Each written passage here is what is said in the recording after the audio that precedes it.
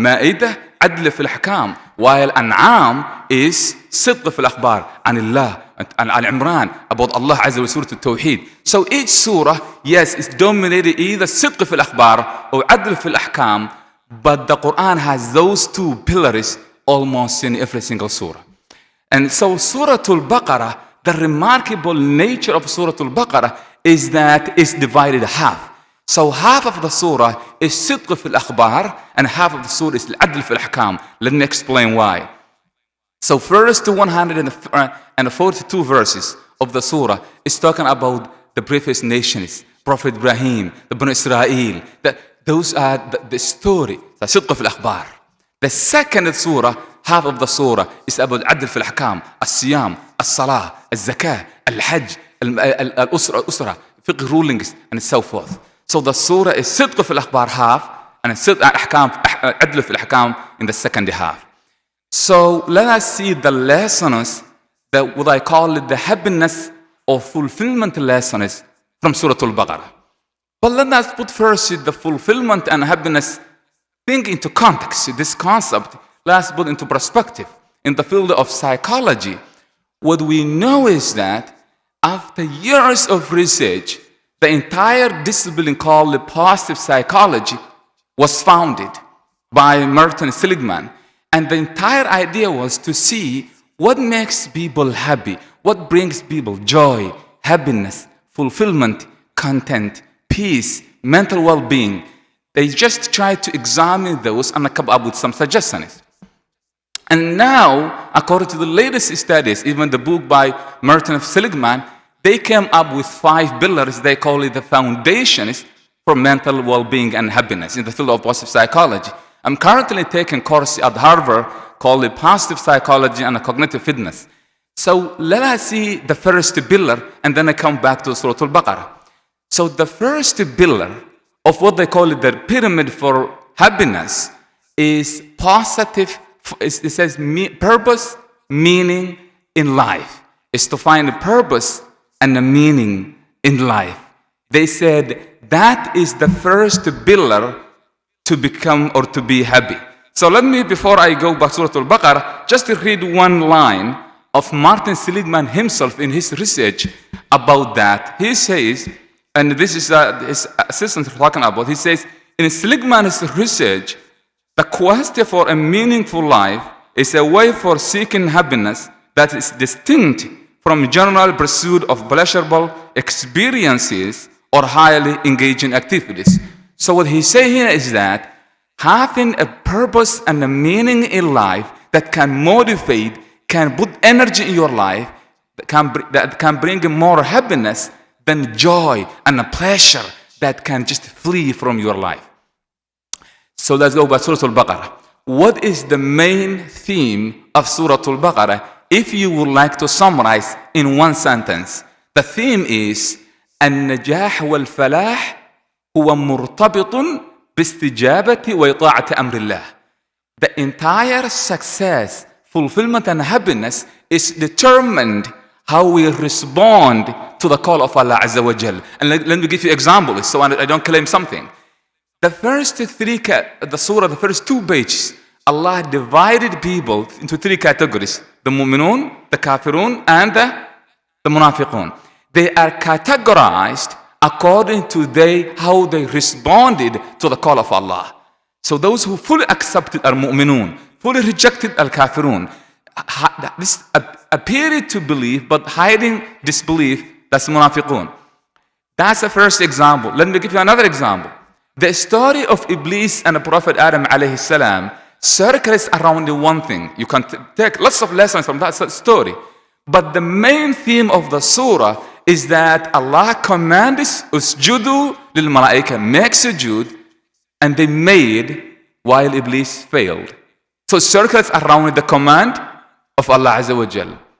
Let me take you the third example. The story of Bani Israel circles around fulfilling the command of Allah and how they rejected. Simple. اذبحوا بقرة. Then they rejected that. And then Allah says now وآمنوا بما أنزلت مصدق لما إليكم مصدق لما معكم. Just even believe this Quran. And they rejected. And because of that, فَبَاءُوا بِغَضَبٍ مِّنَ اللَّهِ and so forth. So that's a third example. Let me move on to the final example. Prophet Ibrahim alayhi salam. وَإِذِ ابْتَلَىٰ إِبْرَاهِيمَ رَبُّهُ بِكَلِمَاتٍ فَأَتَمَّهُنَّ. Ibrahim, Allah says, he fulfilled the command of Allah. قِمَّةُ الْإِمْتِثَالِ لِأَمْرِ اللَّهِ. The ideal example of a human being who commanded and fulfilled the command of Allah Azza wa Jal. إِذْ قَالَ رَبُّهُ أَسْلِمْ قَالَ أَسْلَمْتُ لِرَبِّ الْعَالَمِينَ. As the Sheikh said today, may Allah reward him in khutbah.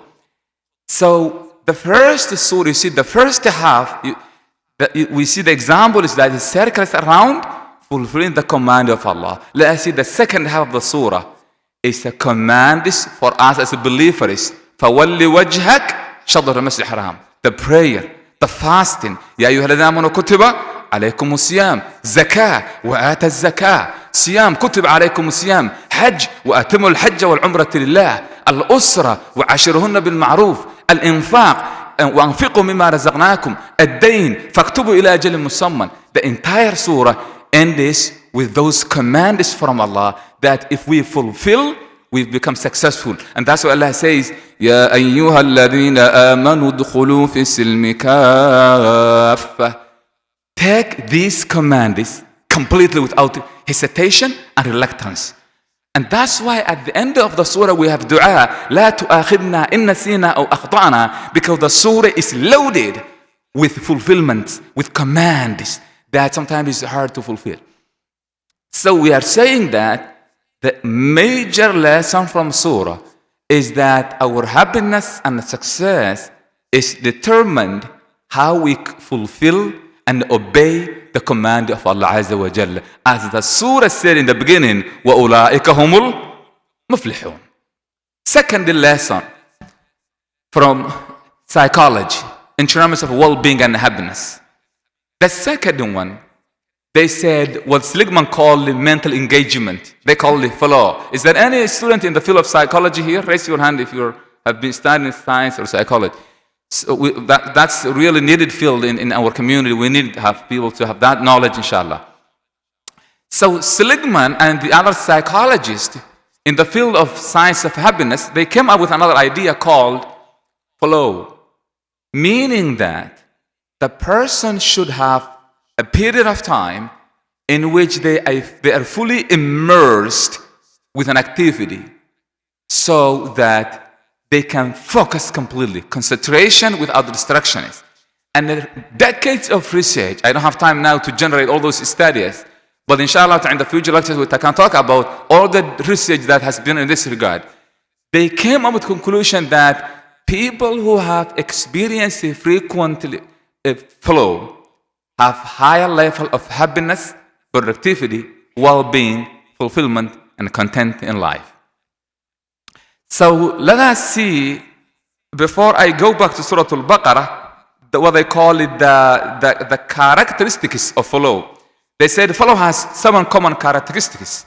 You lost awareness of time. You really focus that activity you are doing. For example, you are praying in Taraweeh, for example. In a qira'ah you really like. And the surah is a surah you are familiar or you know the meaning of the Quran. So you are moved, captivated by the surah. And so you are really not aware whether Sheikh is making the Taraweeh too long or too short. Have you ever been, one time when in Umrah time, the Sheikh Abdullah Adawi was leading Maghrib, and after the Maghrib, one of the brides was very upset. I said, what happened, bride? He said he made the prayer so short. He was very upset that the prayer was short because he was in a higher flow state. His spirit was not there. It was really immersed with the prayer. That's just so good. So you're not aware of the time. And so they have 7 common points like that about flow and how you focus. Let us see the Quran, the surah now. Though they said you need to follow 2 qualities. One is about engagement on something, and the other one is the patience to control yourself if you wander, of your brain wanders, of mind wanders. So in the surah Allah says, يا أيها الذين آمنوا استعينوا بالصبر وَالصَّلَاةِ إِنَّ اللَّهَ مَعَ الصَّابِرِينَ. So patience and prayer together gives us the flow we need. You know, when you have patience to control yourself, come back to the prayer, and then you really engage with the prayer, you get that flow. Second, now the latest study on fasting research, they realized when you fast, you get higher level of flow because the brain goes to what they call the data level. The brain wave goes down so that you can focus. Have you noticed when you're fasting, you are more calm and the ability to focus goes high? So many people. So, and that's what Surah teaches us. In prayer and in fasting, we can reach that level. Let me go quickly to the third lesson, which is really a major lesson. After so many research, the third pillar of happiness is gratitude. And gratitude, they defined thankfulness of appreciation to something beyond yourself, the Creator Allah Azza wa Jalla or other people. And Islam, shukr huwa i'tiraf ni'am Allah fil qalbi, is to acknowledge the blessing of Allah from your heart.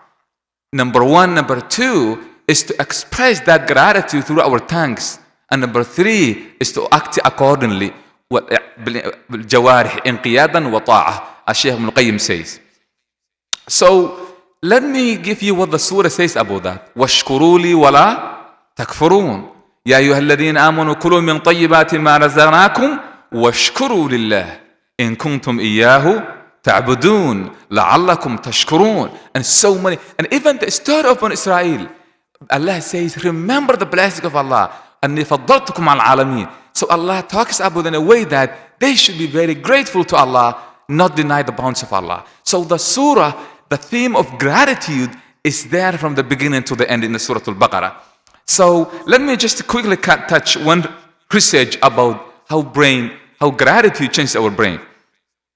They called a couple of people and they said, at Harvard University, they said, you practice gratitude, what they call the journal of gratitude. So every single day, you just jot down, or even this weekly basis, you jot down things you are very grateful. And they said when you write down things you are very grateful, then they said leave it there, couple of days come back and read it again with full energy, just a reading. So for example, you mentioned you are very grateful to Allah for your iman, for your family, for the community you have, for this beautiful masjid you have. You know, so many people don't have even masjid in the community. So we take things for granted. But this beautiful institution, you can add things you are very grateful to Allah. It's a real ni'mah. And so you jot down that. After a couple of weeks, they did what they call it brain imaging. They saw their brain. And what they call it, the positive part of the brain, the neurons that generate positive signals, was expanding. So the title of the research called Gratitude Reshapes Your Brain, because what they realize is that it changes what they call in brain science CB, catastrophic bend of the brain. The brain has what they call the catastrophic bend. We always think about the problems. You know, if you come to this masjid and so many people give you good salams, but just one person ignores you, you always remember that person. He ignores me. He didn't give me salam. And how many people give you salam? So many people. Why? It's not you, it's all of us. Because the brain has what we call catastrophic bend. It always has bias to problems. So they said when you express gratitude for a long time, that catastrophic bend shrinks, and the gratitude, what they call the GB bend, gratitude bend, appreciates. Which is very fascinating. The happiness professor at Harvard, he said this fascinating statement, which is really based on the Quran. He said, I don't know why, but when you appreciate the things you have, your emotions appreciate means go high. لَإِن شَكَرْتُمْ لَأَزِيدَنَّكُمْ وَلَإِن كَفَرْتُمْ إِنَّ عَذَابِي لَشَدِيدٌ. So the gratitude changes our brain. But let me give you also, according to Harvard, the research, what they are saying gratitude. They said gratitude creates both emotions, great satisfaction in life, improved health, greater ability to deal with diversity, and strong relationships. That is in terms from the psychology perspective. But from Islamic perspective, we said, الشكر هو حفاظ نعمة الله. You preserve the blessings of Allah by being grateful. لئن شكرتم لأزيدنكم. رفع العذاب, alleviating challenges. ما يفعل الله بعذابكم إن شكرتم وآمنتم وكان الله شاكرا عليما. Allah, that's the one to your pain, your torture, your adab. إن شكرتم, if you are grateful. وآمنتم, you believe in him. وكان الله شاكرا عليما. It's عبادة الله. بل الله فاعبد وكن من الشاكرين. Allah said to Prophet Muhammad صلى الله عليه وسلم, الجزاء العظيم في الآخرة وسنجزي الشاكرين وسيجزي الله الشاكرين. But most importantly, my dear brothers and sisters, الشكر هو دأب الأنبياء والصالحين والمؤمنين. Let us see Prophet نوح عليه السلام, إنه كان عبدا شكورا. نوح عليه السلام, Prophet إبراهيم, شاكرا لأنعمه. نبي الله سليمان وله داود, وقال الحمد لله الذي فضلنا على كثير من عباد المؤمنين. And so forth. So the prophets and the Anbiya were so grateful. اعملوا آل داود شكرا وقليل من عبادي الشكور. And even the mu'minin in Jannah, they're very grateful. وآخر دعوانا الحمد لله رب العالمين. So before I move on, I want you to check the hand person beside you and say we are very grateful to Allah for the iman we have, for the blessings you have. Give salam to the person beside you with big smile and say you are very grateful. Go ahead, brother and sister. Go ahead. I need that exercise. Give big salam and express your gratitude.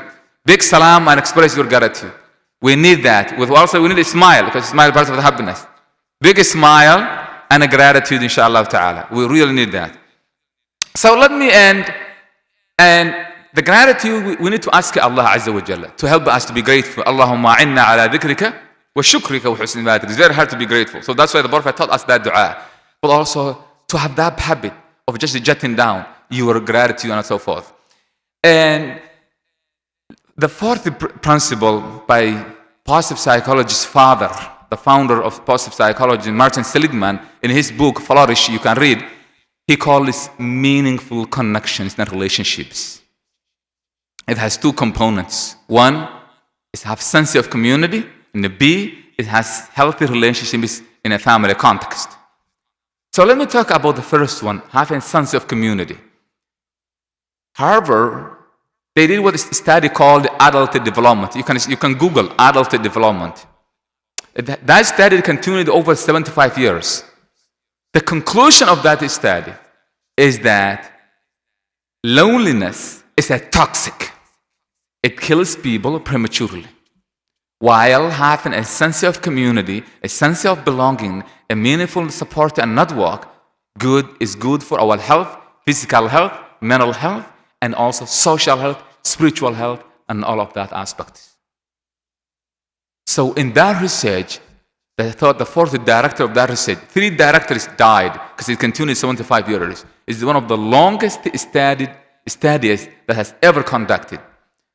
So they said that healthy relationships was the number one predictor for people's happiness and well-being in the long term. Surah Al-Baqarah, after the rules and the prayers and the fasting, it goes to family relationships. It goes about how can, even in the time of divorce, how can you be very healthy and supportive to each other. And Allah talks about those rulings of the family. Because Allah subhanahu wa ta'ala teaches us, the lesson here is that family relationships matters. But also community matters, because the entire surah is about coming together to pray, coming together to fast, coming together to pray. There is no single Ya ayyuha alladhina amana, Ya ayyuha alladhi amana. Ya ayyuha alladhi amana. It's Ya ayyuha alladhina amanu. آمنوا كتب عليكم الصيام قالوا وأتموا الحج. It's not saying وأتم الحج. It's not one person. It's a group, collective address, because we come together to worship Allah collectively. That creates sense of community, sense of well-being. So toxic, it's a killer. Build that relationship in your community, in your home, in family relationships. Fix those relationships, forgive them, and then Allah will help you to improve that. Let me end the final lesson of happiness from Surah Al-Baqarah. And that is kindness. Simple research conducted by University of British Columbia, BC University, and Harvard. They conducted a study on so many people, employees, who received extra bonus. And they saw extra bonus, meaning they didn't expect to get that money first place. Then they divided people into two groups. Those who used that money to buy something they just wanted, maybe extra car or extra jacket or extra shoes or extra watch, whatever the case would be. And those who donated to charities, organizations, communities, higher purpose. And they tracked their subjective feelings according to their contributions. Interestingly, in every single research, in every single survey, those who donated were happier than those who purchased and spent it. But what was very also remarkable is that those who donated felt so good that even they wanted to donate more. They felt sense of contribution, sense of meaning, sense of purpose. And all of them correlated their donation with increased level of happiness. Let us now go back to so Martin Seligman, in his book, he calls contribution is service and support. But now the Surah Al-Baqarah, the last half of the surah, talks about giving. Ya ayyuhalladhina amanu anfiqu mimma razaqnakum. Give some of that which we give you. That doesn't mean only money. It means kindness. It means a smile. It means contribution. It means volunteer here at the masjid. I mean, today when I came here at the khutbah here, a senior brother, an elder, was organizing people to put the shoes there, to put their shoes there. I really appreciate that elder. But also another thought came to my mind is that, where is the youth? I mean, an elder of 60 plus years old, when he's organizing that, the youth, what's our value? In our culture, we don't allow elders to serve. We should come and say, elder, you sit down. Just tell me what to do. And so, meaning that service in your masjid is a higher purpose, but also its contribution. Giving money, donations, kindness, empathy, all of that contributes to our happiness. So how much the Prophet ﷺ said, Man u'tiya rifq, whoever is given a kindness and a compassion and empathy, فقد أعطي الخير كله. He got all the khair. Hadith Muslim. ومن حرم الرفق فقد حرم الخير كله. So my dear brothers and sisters, let us take this surah as a source of happiness by fulfilling the command of Allah, by expressing our gratitude, by experiencing that higher level of concentration and minimizing our distractions, by improving our relationships and creating a sense of community, and also at the end by contributing and supporting our community. وجزاكم الله خيرا والسلام عليكم ورحمة الله وبركاته.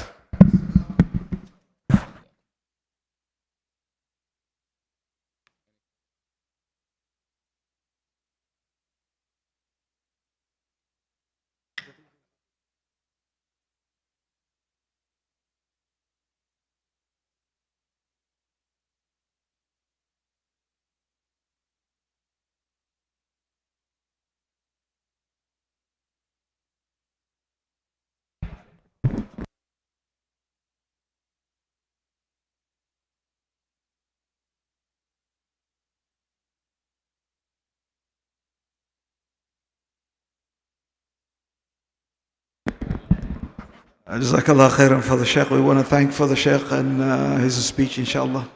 Assalamu alaikum wa rahmatullahi.